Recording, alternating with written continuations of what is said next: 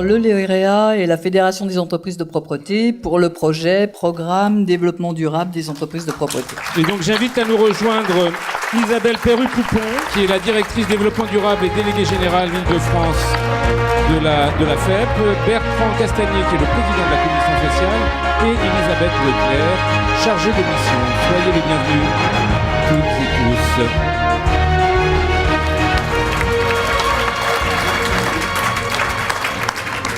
Chère madame, peut-être Isabelle Perru-Coupon, un mot peut-être sur ce que cela signifie cette récompense pour vous et vos équipes, puisque je crois que cette dimension collective ô combien est essentielle dans ce projet.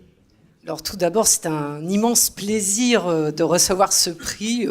Je suis très fière pour la Fédération des entreprises de propreté et puis aussi pour toutes les entreprises de propreté parce que c'est une véritable reconnaissance. Elles nous ont toujours suivis sur ce beau programme, sur tous les projets que nous développons, puis tous les projets futurs, bien sûr que nous envisageons de réaliser. Et je voudrais aussi remercier mon équipe et notamment Elisabeth qui m'a toujours soutenue dans tout ce travail, et Bertrand Castagnier qui est le président de la commission sociale. Je voudrais remercier aussi le président d'Île-de-France, Philippe Jouani, et le président du Comité national développement durable, Jacques Guiton. Catherine, peut-être une question à nos lauréats ou Bruno Mettling, comme vous le souhaitez.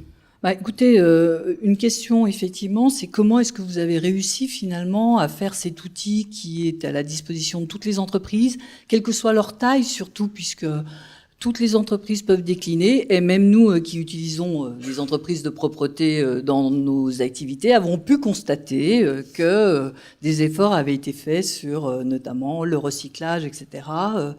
Un point particulier m'a intéressé, c'était aussi celui sur les conditions de travail ou comment est-ce que vous avez éventuellement décidé, par exemple, de faire évoluer le travail des salariés pour qu'ils puissent travailler en journée et pas forcément en décalé.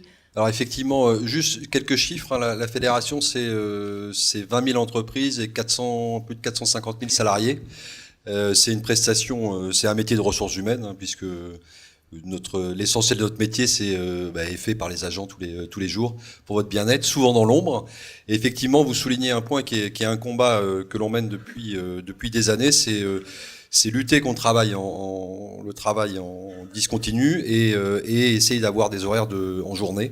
Et je pense que c'est un combat qui est pas vain.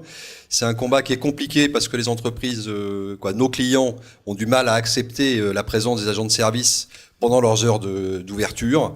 On casse des barrières psychologiques, mais c'est aussi la reconnaissance de notre métier, c'est aussi la possibilité pour les agents de service qu'on puisse mettre un visage sur un nom et qu'ils soient plus des fourmis de l'ombre, avec tous les fantasmes que cela peut procurer. Et Dieu sait que la profession est soumise à pas mal de fantasmes de ce côté-là. Donc c'est vrai que c'est clairement un engagement, le travail en journée et le travail en continu, un engagement très fort de la fédération et un engagement très fort des adhérents de la profession. Bruno Mettling, une question.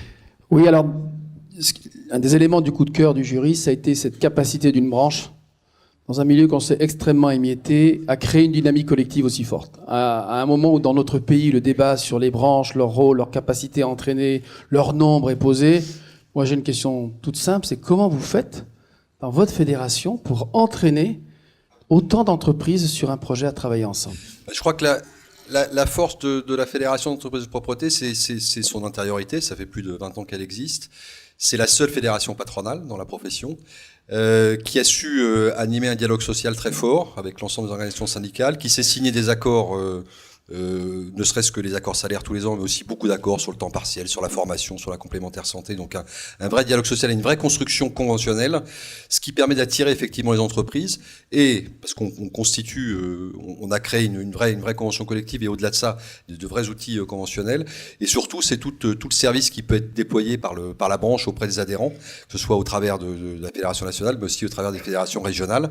Et donc c'est une vraie valeur ajoutée, une vraie plus-value pour les adhérents que de venir à la fédération et d'avoir un appui important dans le cadre de leur profession. Donc je crois que c'est la force de la fédération de pouvoir mobiliser effectivement toutes ces entreprises dans des sujets comme cela.